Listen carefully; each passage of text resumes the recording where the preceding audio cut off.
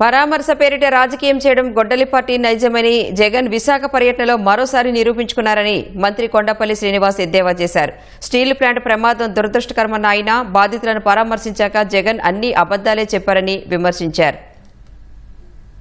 ఆ రోజు 12 మంది చనిపోతే కేవలం 3కి మాత్రమే మీరు ₹1 కోటి ఇవ్వడం జరిగింది. అది కూడా మీ గవర్నమెంట్ ఆఫ్ ఆంధ్రప్రదేశ్ నుంచి ఇవ్వలేదు.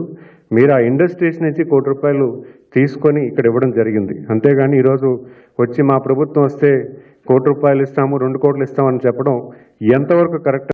అసెంబ్లీలో తీర్మానం చేశానని చెప్తున్నారు, 2 సార్లు కేంద్ర ప్రభుత్వం రాశానని చెప్తున్నారు.